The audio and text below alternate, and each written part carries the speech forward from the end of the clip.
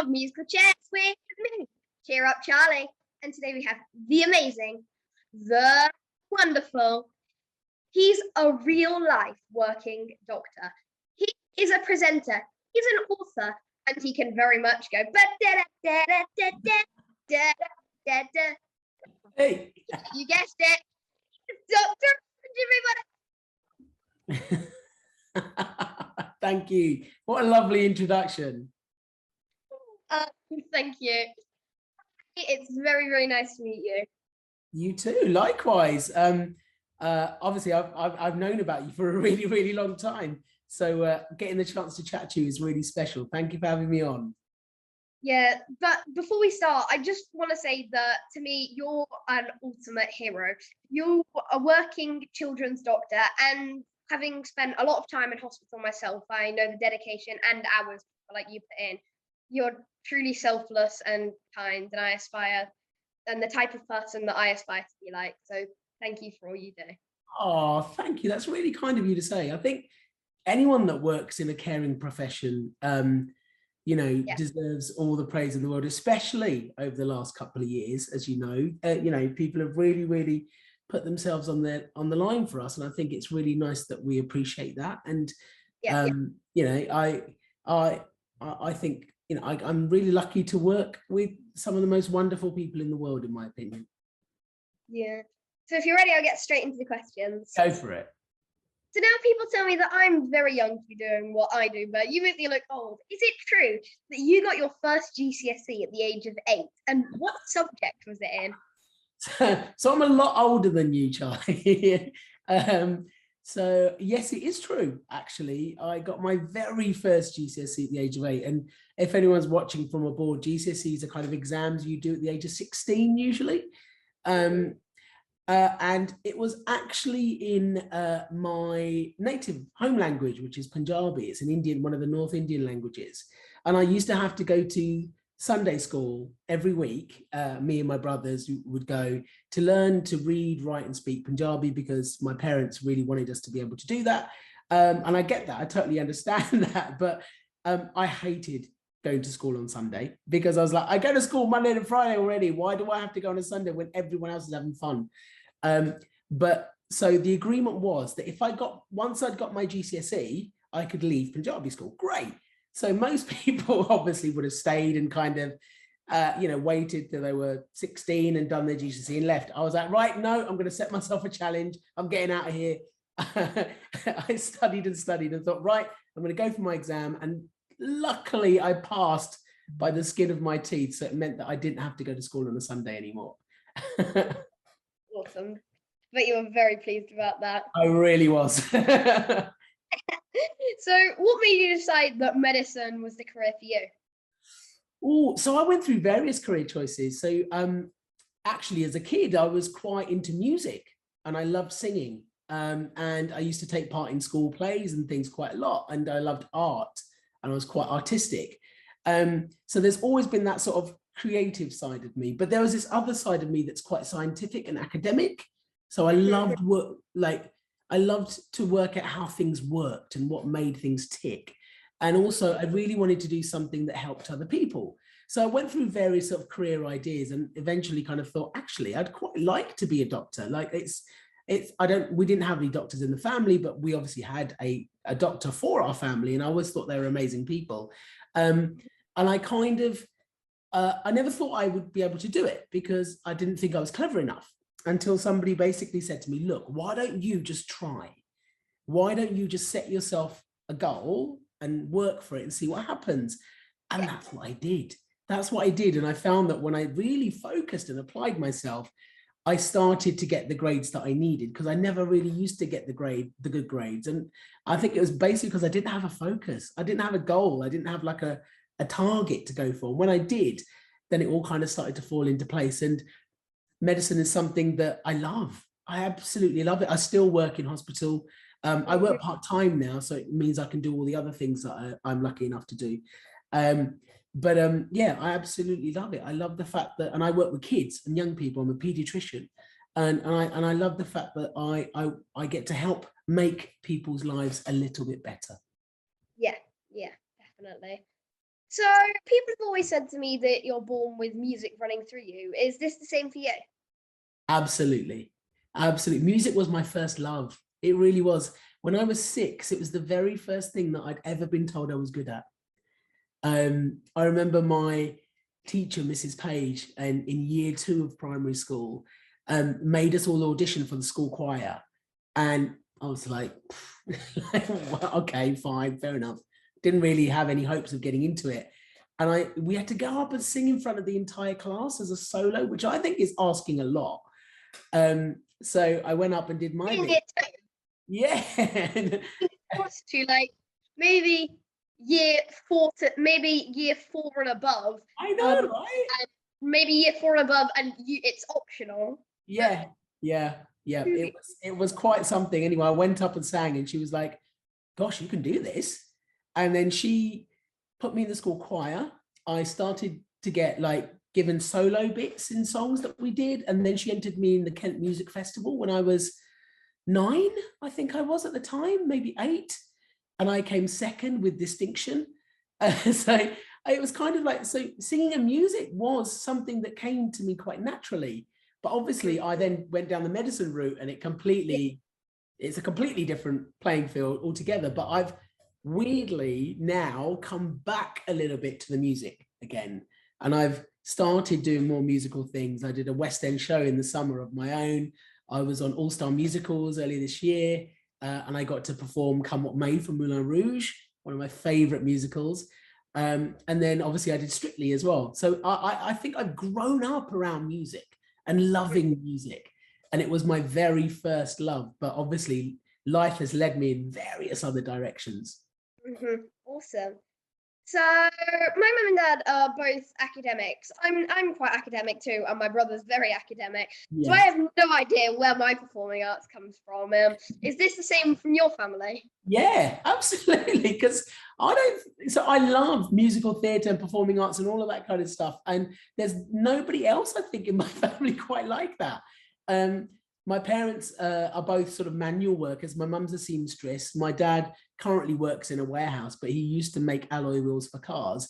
My brothers both work in fairly kind of, I would say, officey, like academic kind of jobs, but very much sort of corporate.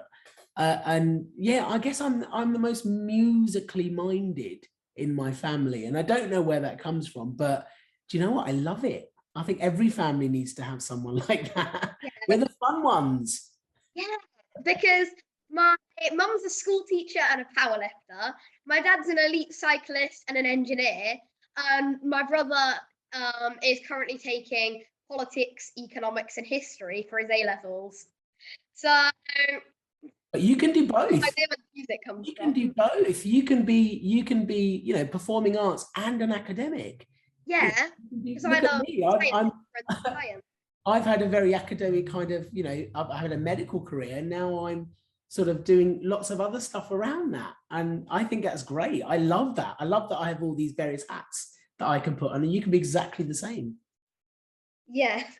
So how on earth did you make a transition from a working NHS doctor, which you still are now, but to then also to TV, or to writing, or to sitting on the couch, the regular on daytime TV? By accident. It all happened by accident. It's all by lucky chance. I think I was just in the right place at the right time. I didn't leave university thinking I wanted to be on telly or anything like that. So I just happened to.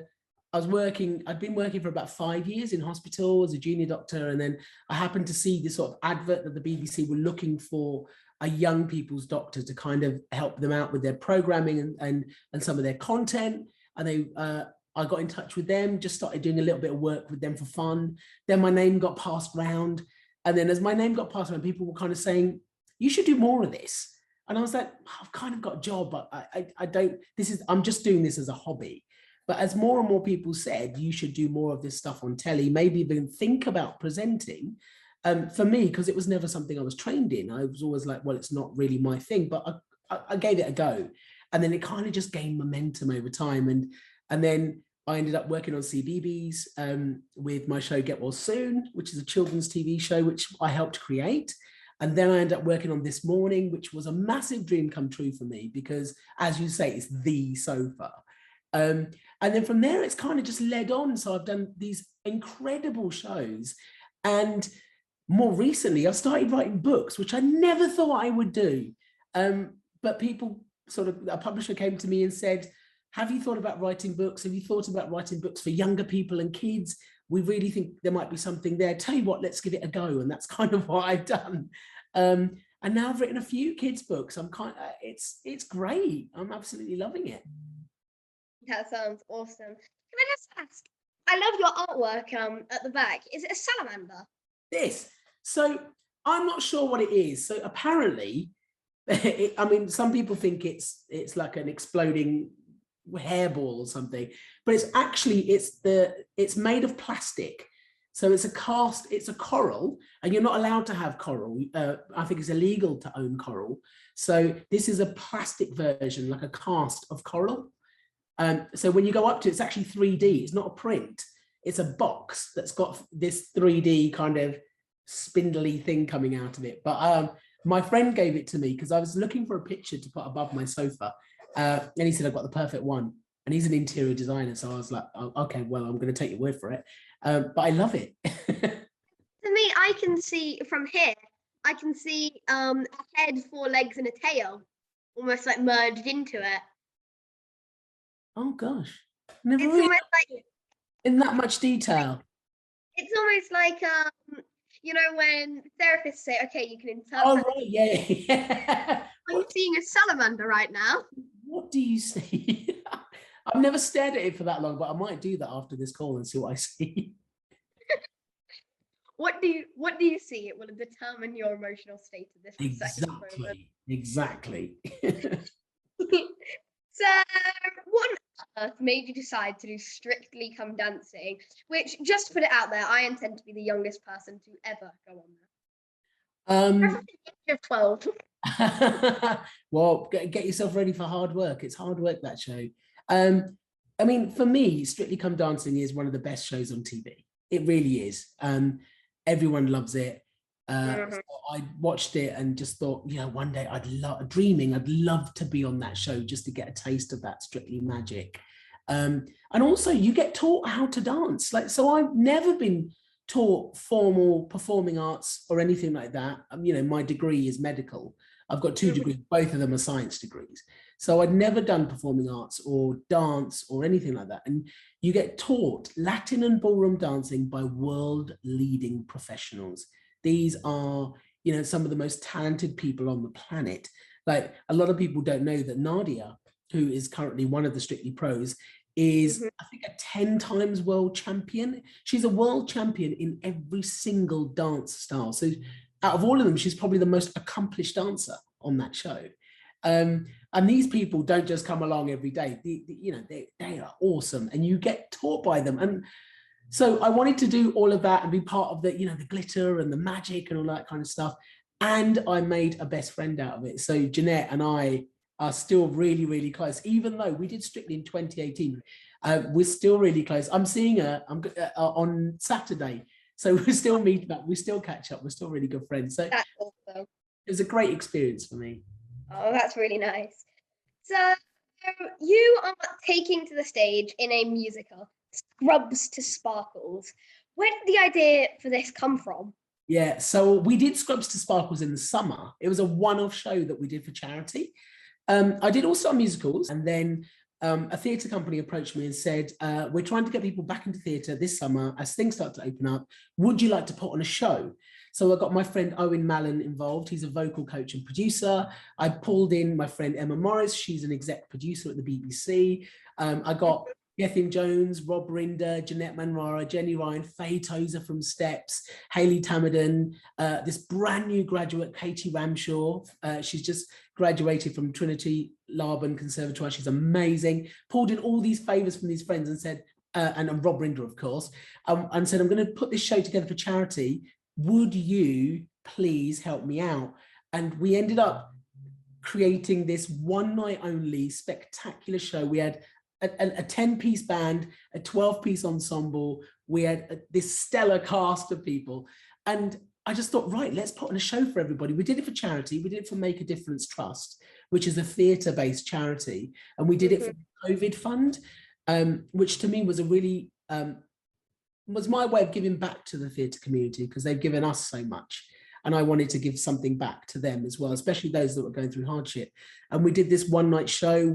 One of my songs that I sung was You Will Be Found, which obviously is very special to you as well, because I watched the YouTube video of all the artists that did that for you. And I thought, right, that song has to be in the show. That song absolutely has to be. It's a really special song. So I think it was the third song was You Will Be Found. And essentially the show was a bit of a story of my life, going from growing up as a kid right through to where I am now as an adult. And obviously all the challenges, going from medicine to music, and kind of, how did I end up from an operating theatre on a musical theatre? So that's why it was called Scrubs to Sparkles. So it's kind of loosely chronicling my journey. It was so, so special, a really special night for me. Awesome. So the more I research and learn, the more I see that performing arts is such an expensive route to take. And how do you think we can make it accessible for all? I think it needs a lot more investment from government than it has done. I think there should be accessibility programs, much like certain degrees now have a widening access program where you can get people from different backgrounds. So you don't necessarily, have to be really, really wealthy or well off or from a certain kind of family. I think we need to make the arts much more accessible, particularly the performing arts. I think the industry as a whole needs to be taken a bit more seriously, because sometimes I think it doesn't get the credit it deserves.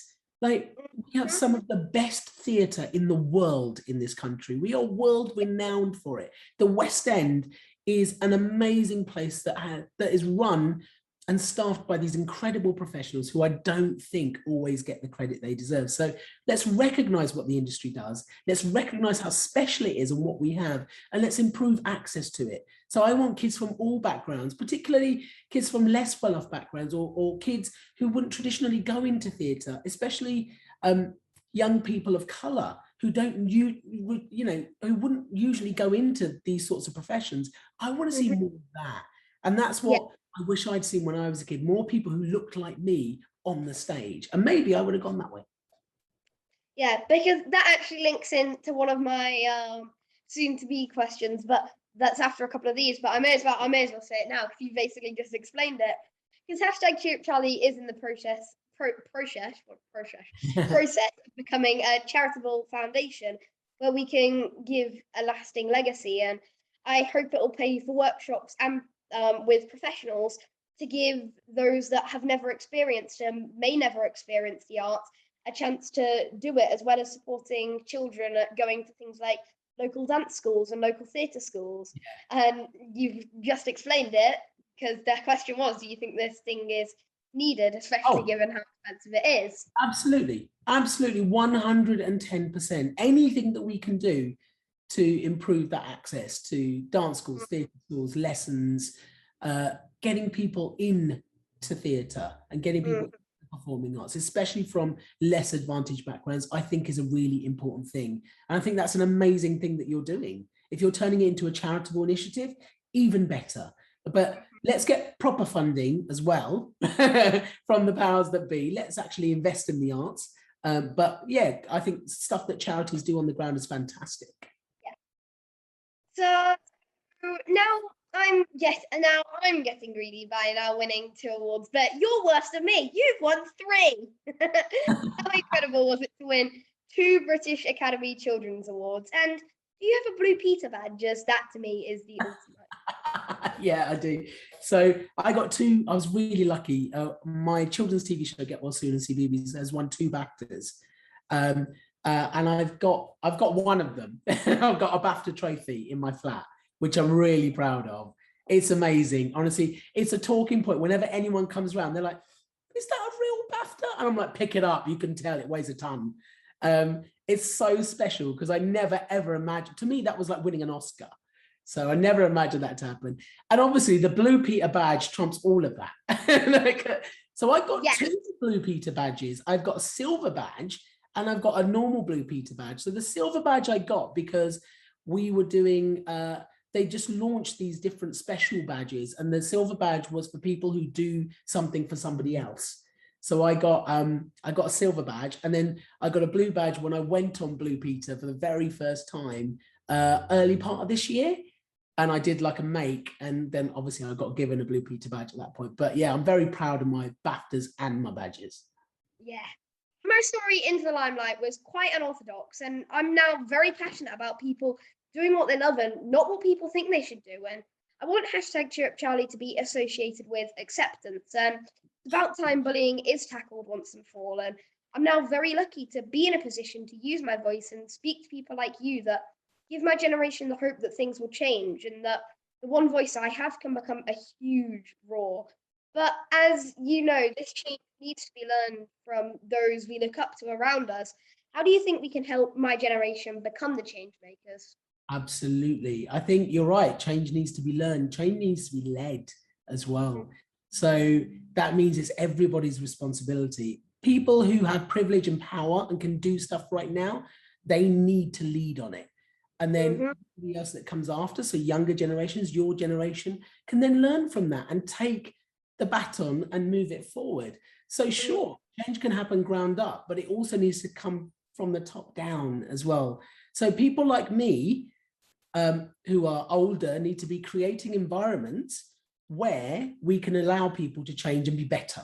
And we can show them by example as well to how to be better, particularly when it comes to things like bullying. We shouldn't tolerate it. We shouldn't do it ourselves. We shouldn't tolerate it. And we should create environments where other people don't tolerate it as well and set that in place. But then everyone who's coming up from the ground up, from the younger generations, they can then practice that. They can take it, lead on it. They can show each other.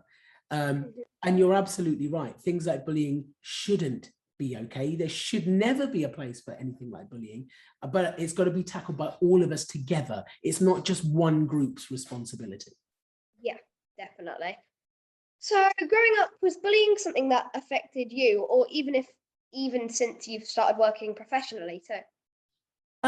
I've been quite lucky in some ways. I think I've avoided much of being sort of at the receiving end of bullying. I mean, obviously everybody kind of gets teased when they're a bit younger at school and things like that, but I think I kind of kept myself to myself and had a small group of friends and kind of stayed away from all of that. But I had friends who were bullied and I didn't stand for that.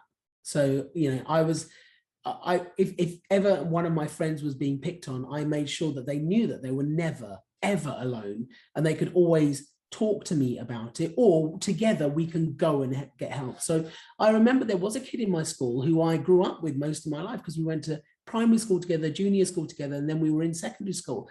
And he was being picked on because he was quiet, and he was quite shy, and he wasn't really, you know, somebody that tended to mix with everybody, which is absolutely fine.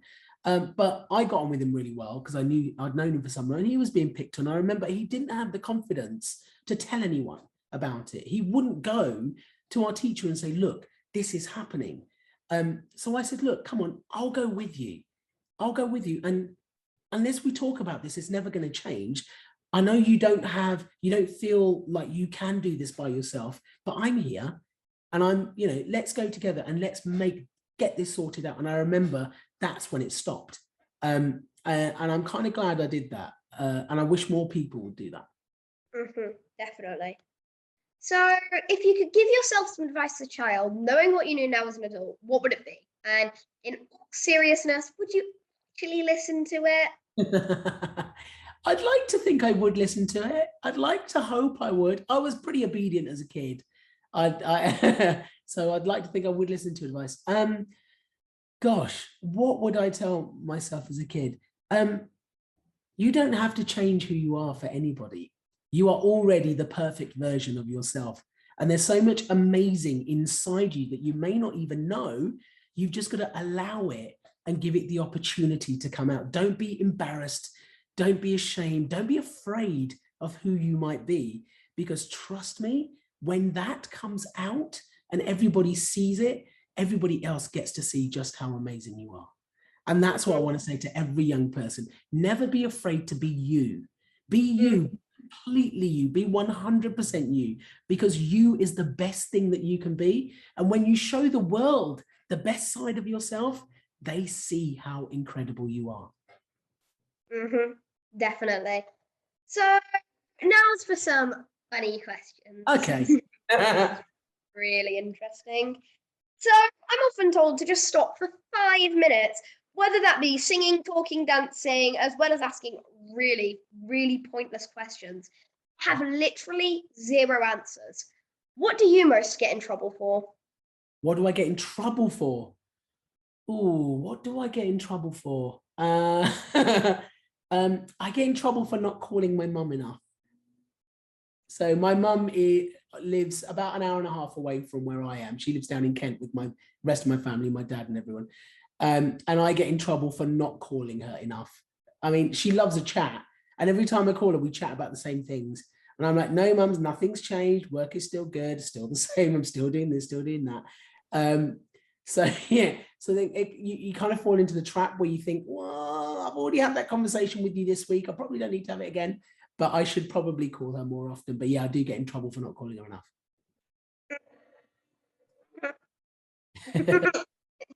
So one of my favorite things to ask, what's something that nobody knows about you until today?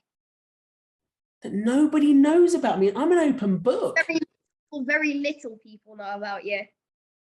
Oh gosh. So not many people know that I can't swim. Huh. Yeah. I'm a grown-up that cannot swim.